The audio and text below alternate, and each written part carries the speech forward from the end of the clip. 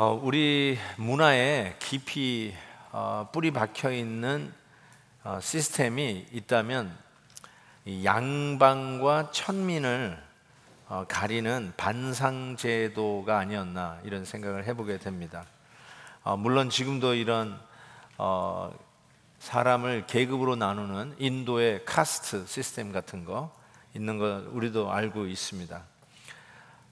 그리고 옛날에 미국도 노예제도가 있었었고, 그 일이 이제 링컨 대통령에 의해서 노예 해방이 아주 법률화되었고, 모든 사람은 하나님 앞에서 평등하다는 것을 천명했죠.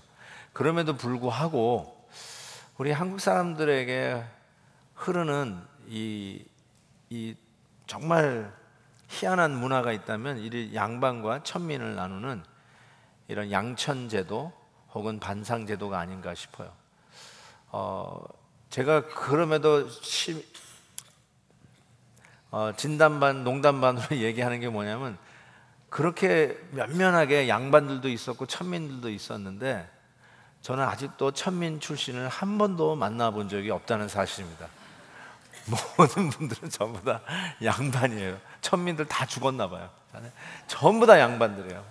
혹시 나는 아직 남아있는 천민의 자손이다 하시는 분 계시나요? 정말 드문 것 같아요. 저희 집도 족보가 있어요.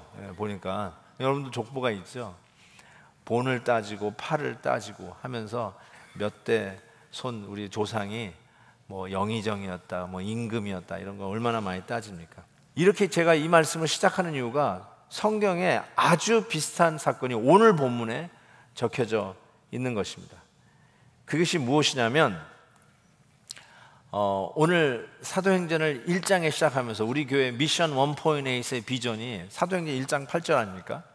오직 성령이 너에게 임하시면 너희가 권능을 받고, 보세요, 복음이 어떻게 번져가는지, 예루살렘과 온 유대와 사마리아와 땅끝까지 이르는 내 증인이 되리라 이렇게 말씀하셨어요. 이게 그냥 지도를 펴놓고 예루살렘부터 그냥 확장돼 가는 거를 순서적으로 썼다라고 생각하시면 정말 오해입니다. 오늘 8장 1절에 드디어 비로소 유대와 사마리아의 모든 땅으로 이 백성들이, 하나님을 믿는 백성들이 흩어졌다라고 하면서 유대와 사마리아를 비로소 언급하고 있습니다. 이것은 복음이 예루살렘이라고 하는 이 성을 빠져나가지 못했던 거예요. 예루살렘에 꽉 갇혀 있었던 것입니다. 초대교회의 첫 번째 시험이 뭐였죠? 히브리파와 헬라파 과부들의 문제였습니다. 아니 갑자기 왜 히브리파 헬라파인가? 그 정도로 예민했습니다. 어디 출신이냐가 아주 예민했다니까요. 양반 출신이냐 천민 출신이냐 이게 예민했다니까요. 그래서 오죽하면 우리 선교사님들이, 의료 선교사님들이 우리나라에 들어왔을 때 수혈을 해야 사는데, 자기 집에 종의 피를 넣으면 살 수 있는데 저 종의 이 천민의 피를 나한테 넣지 말라고 했다는 그런 에피소드가 우리에게 있었던 거 아닙니까? 그게 뭐가 그렇게 대단하다고. 그렇지만 초대교회 역시 히브리 또 예루살렘 여기를 벗어날 길이 없었어요. 죽었다 깨어나도 깨지지 않습니다. 그런데 이게 드디어 어디로 넘어가느냐면 사마리아로 넘어가는 거예요. 사마리아는 바로 옆 동네예요. 옆 동네예요. 다른 나라가 아니라 옆 동네입니다. 이스라엘 역사를 보시면 다윗 왕, 솔로몬 왕을 지나면서 이스라엘 나라가 두 동강 남쪽과 북쪽으로 갈라집니다.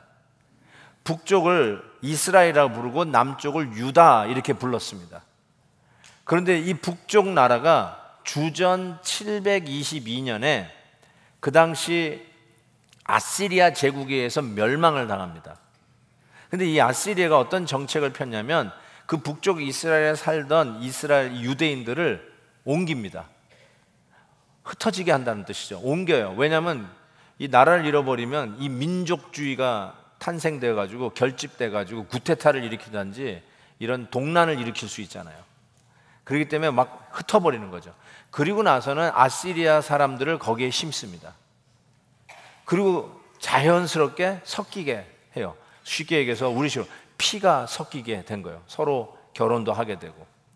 그런데 남쪽 나라 유다는 그 이후 약 150년을 더 존재합니다. 그리고 586년, 주전 586년에 이 나라가 망하는데 그 사이 한 100여 년이 넘도록 북쪽 이스라엘을 본 거 아니에요. 자기랑 똑같은 피를 가진 형제였는데 아시리아의 이방인들이 들어와가지고 피가 섞인 거예요. 그래서 그 사마리아를 수도로 하고 있는 북쪽 이스라엘 사람들을 뭐라고 부르냐면 사마리아인 이렇게 불렀어요. 사마리아인. 예수님의 비유에도 나오는 사마리아인. 도저히 상종하지 못할 사람들이라는 것. 그냥 그 지역 사람이라는 뜻이 아니라 비아냥거리면서 한 말이에요. 당신은 유대인이 아니라 사마리아인이다. Second class citizen이라는 뜻입니다.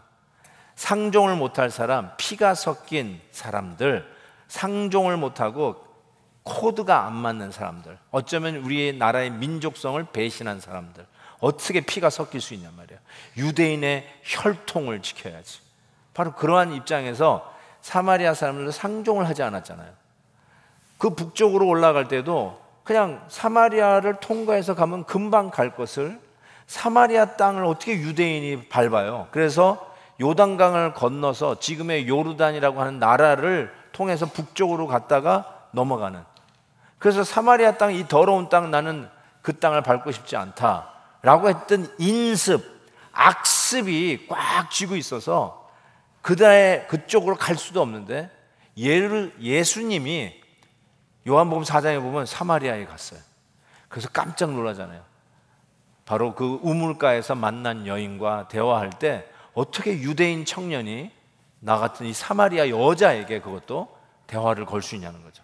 있을 수 없는 인습을 깬 사건으로 우리가 주목을 받는데, 이와 같이 수백 년을 지난 인습, 서로 상종하지 않고 악수는커녕 그 땅의 먼지도 밟기 싫었던 이 순간에 복음이 예루살렘에서 오순절 성령 강림 사건과 함께 분몰 터지고, 그리고 예루살렘 초대교회가 이루어지면서 3,000명, 5,000명씩 더해지는데, 이 교회가 말이죠, 이 복음이 예루살렘 성을 빠져나가지를 못하는 거예요. 그냥 꽉 갇혀 있는 거예요. 흩어져야 되는데 복음이 흩어지지 않냐고 여기가 좋사오냐고 붙어 있고, 38선보다도 더 분명한 경계같이 느껴지는 사마리아로 가는 그 국경을 넘어가지를 않는 거예요.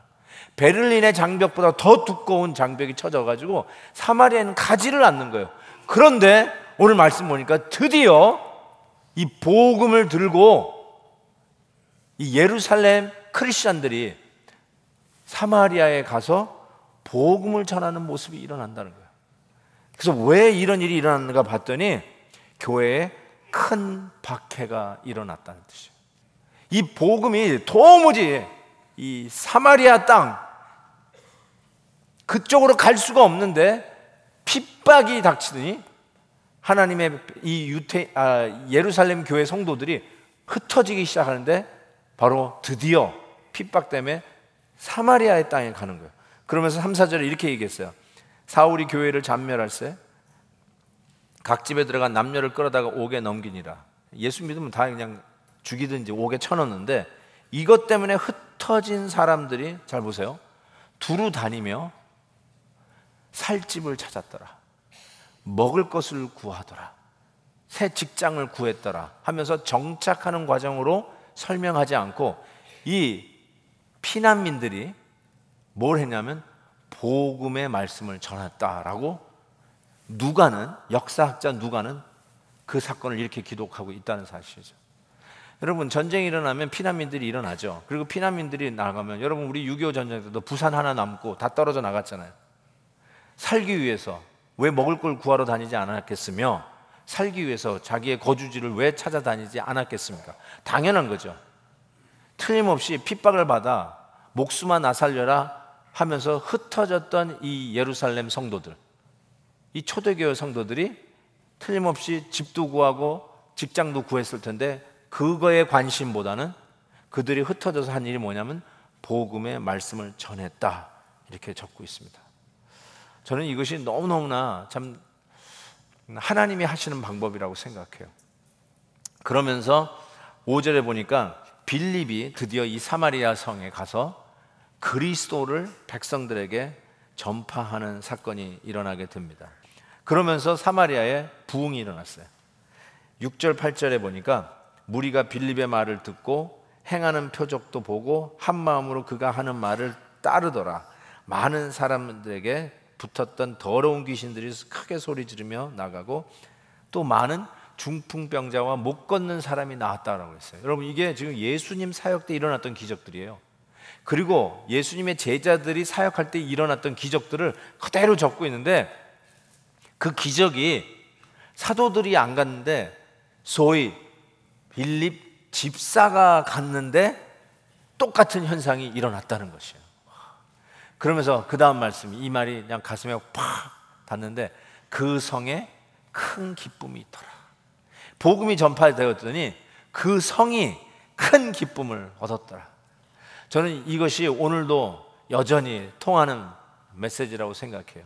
얼바인에 베델 교회가 있더니 이 얼바인이 큰 기쁨이 있더라. 이게 가능한 말씀이 돼야 된다니까요. 얼바인이 사람들이 좋다 좋다 해서 와봤더니 정말로 그냥 환경만 좋은 게 아니라 사람이 좋은 거예요. 얼굴이 밝아요. 친절해요.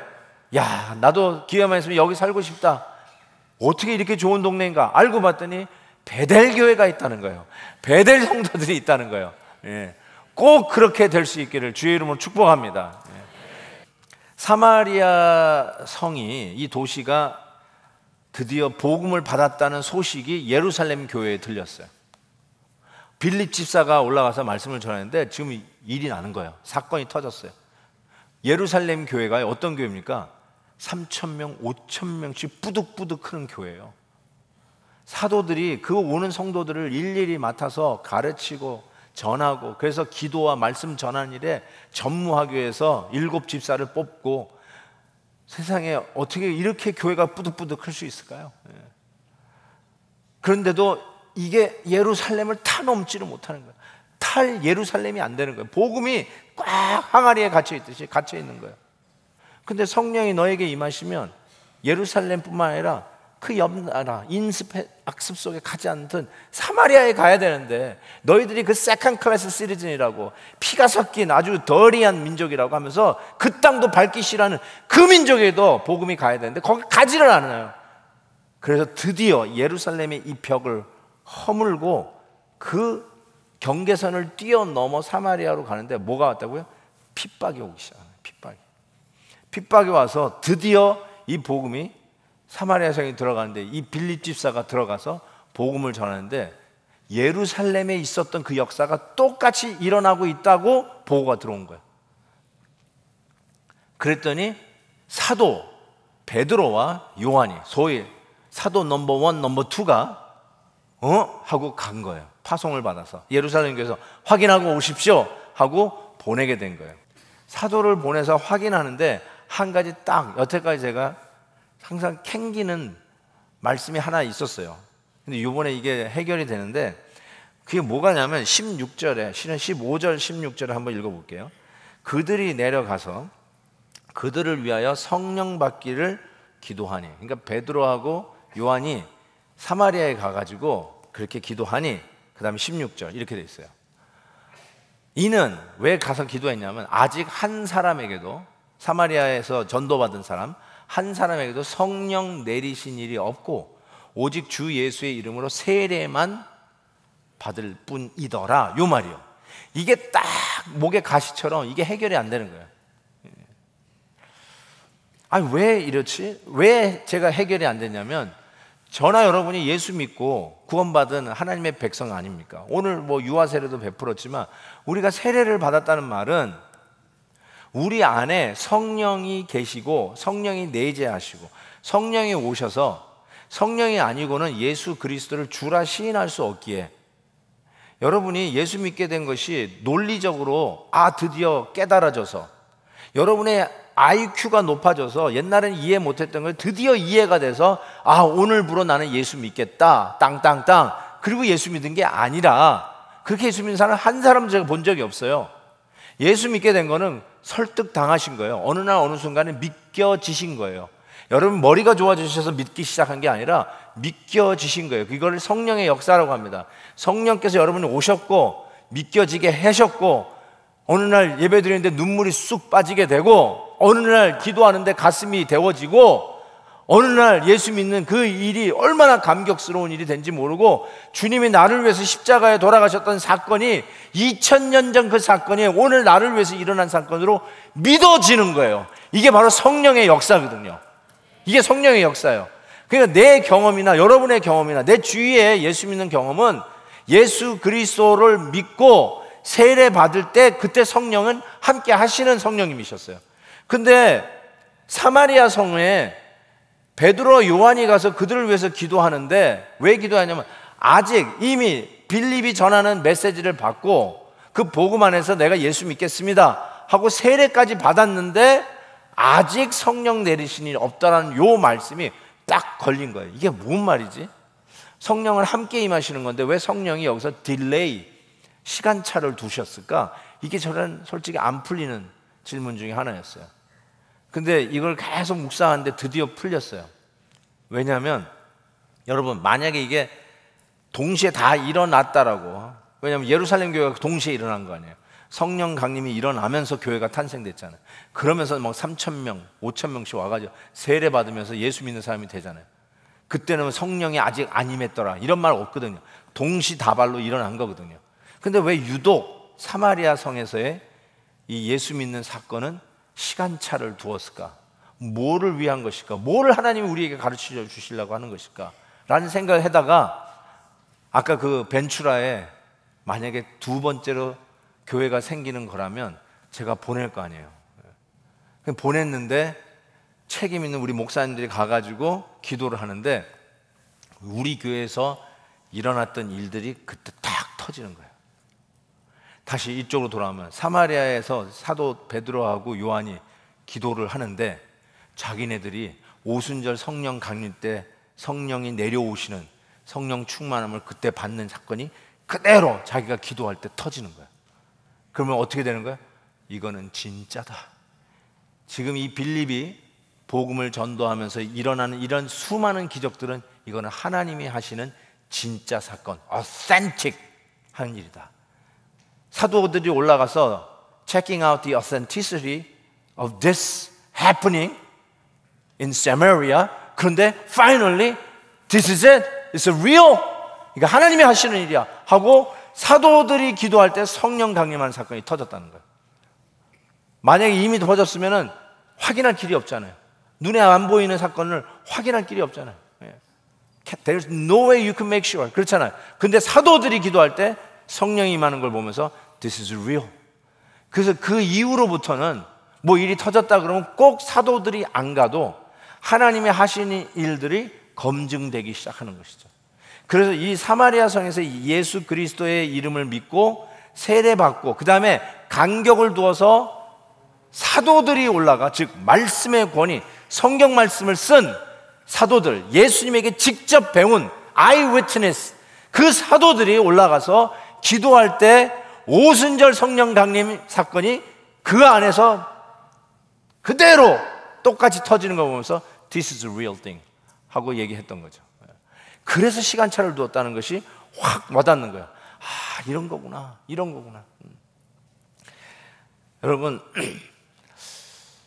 하나님의 말씀 속에 드디어 핍박받아가지고 걸음 하나 살려라, 일단 살고 보자, 먹고 보자 하고 흩어졌거든요.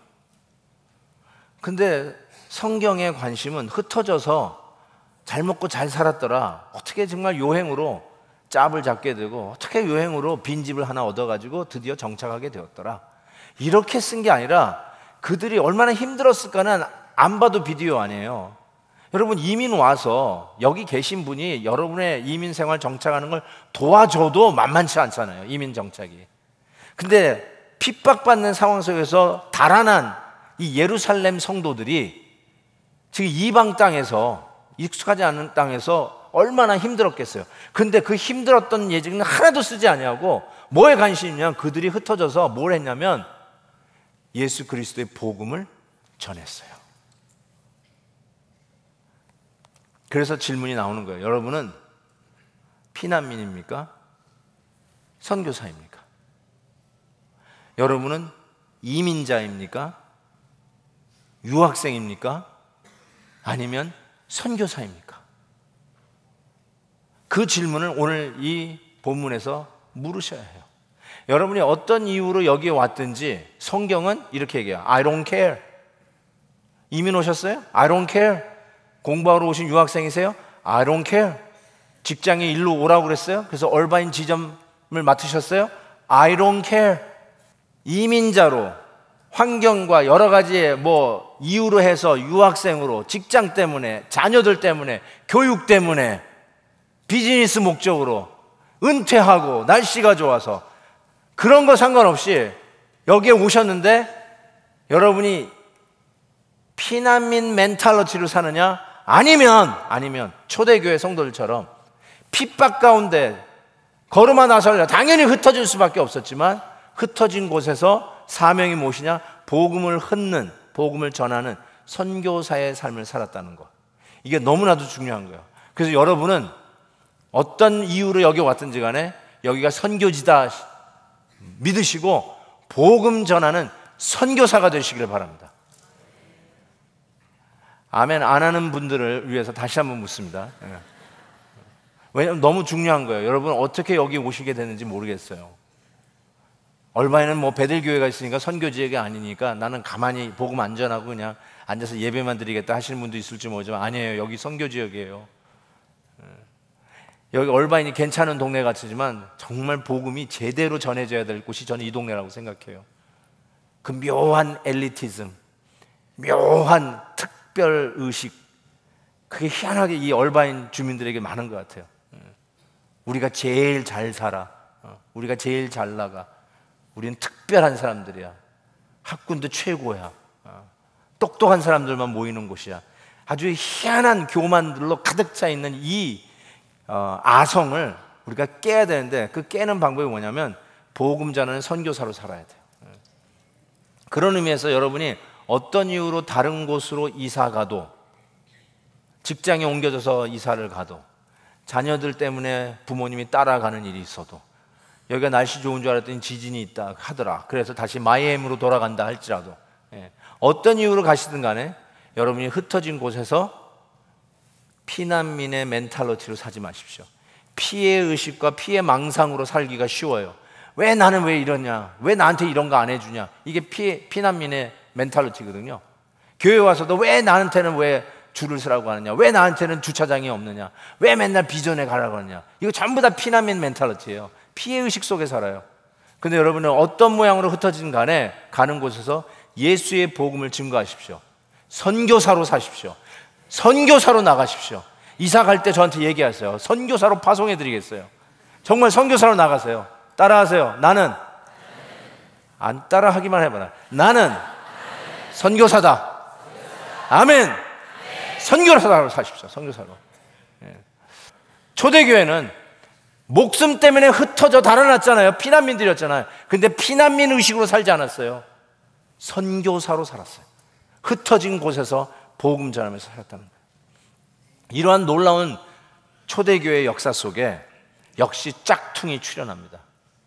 여러분, 예루살렘 교회에 아나니아와 삽비라와 같은 짝퉁이 출현했듯이 지금 성령의 역사로 사도들이 와서 This is real, It's authentic 얘기했던 이 사마리아의 성령의 역사 속에 짝퉁이 출현합니다.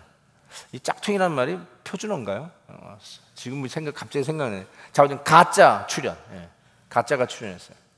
그게 누구냐면 마술사 시몬이 출현했습니다.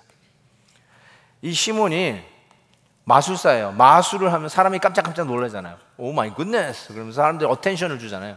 그러면서 사람으로부터의 그런 이목이 집중되는 걸 즐기던 사예요. 사람이 막 박수치는 걸 인조해서 사람이 자기를 따르는 걸 되게 좋아했던 사람이에요. 그런데 사도들이 와가지고 기도하는데 성령의 역사가 일어나니까 야, 이게 진짜다, 나한테 이걸 달라면서 돈을 내네. 돈 주면서 나도 이거 하게 해달라고 해요. 그게 본문 18절에 나오는데, 시몬이 사도들의 안수로 성령 받는 것을 보고 돈을 들여 이 권능을 내게도 주어 누구든지 내가 안수하는 사람은 성령을 받게 하여 주소서 하니 베드로가 이르되 네가 하나님의 선물로 돈 주고 살 줄로 생각하였으니 이렇게 얘기해요. 네 응과 네가 함께 망할지어다 이렇게 얘기했어요. 참 대단한 말을 했어요. 가끔씩 이런 일이 있는데 설교를 하다가 떠오르는 시상이나 글을 적습니다. 근데 이번엔 이 말씀 준비하다가 제가 기도문을 하나 적었어요. 이 기도문으로 오늘 설교 말씀을 마무리하려고 합니다. 이 기도문의 제목은 하나님 아버지 나를 지키소서. 내 안에 높아지고 싶고 인정받고 싶은 마음이 생길 때 십자가로 나를 지키게 하소서. 내 안에 박수받고 싶고 중요한 사람으로 끼고 싶을 때 십자가로 나를 지키게 하소서. 내 안에 최고가 되고 싶고 제일 인기 있는 사람이 되고 싶을 때 십자가로 나를 지키게 하소서. 내 안에 내가 더 많이, 더 먼저, 더 빨리 되고 싶을 때 십자가로 나를 지키게 하소서. 아무것도 아닌 사람이 될까봐, 미움받을까봐 걱정할 때 십자가로 나를 지키게 하소서. 야단 맞을까봐, 억울하게 누명 쓸까봐 걱정될 때 십자가로 나를 지키게 하소서. 실패할까봐, 성공하지 못할까봐, 체면 떨어질까봐 숨어 다닐 때 십자가로 나를 지키게 하소서. 남들과 비교할 때마다 나는 누락되고 남은 승승장구할 때, 남은 박수받고 나는 오해받을 때, 남은 승진하고 나는 레이오프 당할 때, 나 때문에 버림받고 나 때문에 오해와 누명 쓰고 내가 지어야 할 십자가 대신 지신 주님 생각하며 나를 지키게 하소서. 오늘 말씀을 여러분 들으셨습니다. 여러분에게도 절대로 가지 않겠다고 금을 그어놓은 사마리아 성이 있지는 않는지요? 무슨 일인지 무슨 이유인지는 모르지만 내가 저 사람에게는, 저곳에는 난 절대로 안 갈 거야. 교제도 안 할 거야. 나랑 수준이 안 맞는 그 지역이나 그곳은 난 가지 않을 거야. 혹시 그런 사마리아 성이 여러분에게 있는지요? 여러분이 금 그어놓은 사마리아 성, 거기에 가긴 가야 되는데 여러분 안 가고 계시면 하나님이 핍박을 통해서 가게 하실 수도 있어요. 전 그 분명히 믿어요. 복음이 못 들어갈 데가 없고 복음으로 하나 되지 못할 사람이 없고 복음 때문에 같이 손 붙잡지 못할 그 어떤 이념도 없다고 저는 생각해요. 예수 그리스도를 믿음으로 같이 손 붙잡고 가야 하는 그리스도의 공동체, 복음에 방해되는 장벽들이 우리 안에 혹시 있다면 사마리아 성을 향해서 복음을 뚫고 들어가는 이 역사가 여러분에게도 있기를 기도하십시오. 두 번째로는 여러분에게 시몬의 유혹이 없는지 한번 깊이 생각하면서 하나님 앞에 회개하는 시간이 되었으면 좋겠습니다. 나에게도 돈 주고 최고가 되려고 하고 명성을 얻기를 원하고 인기를 누리기를 원하고 중요한 사람이 되려고 하고 교회에서도 내가 하는 대로 내 뜻이 관철돼야지, 그게 하나님의 뜻이라고 생각하는 착각 속에 혹이라도 시몬의 유혹이 내가 일하는 사역의 현장 속에 분열과 싸움이 일어나는 것은 아닌지 한번 깊이 생각해 봤으면 좋겠어요. 오늘 말씀 주시는 대로 하나님 앞에 기도하면서 도전 받은 대로 하나님 앞에 결단하는 시간이 되었으면 좋겠습니다.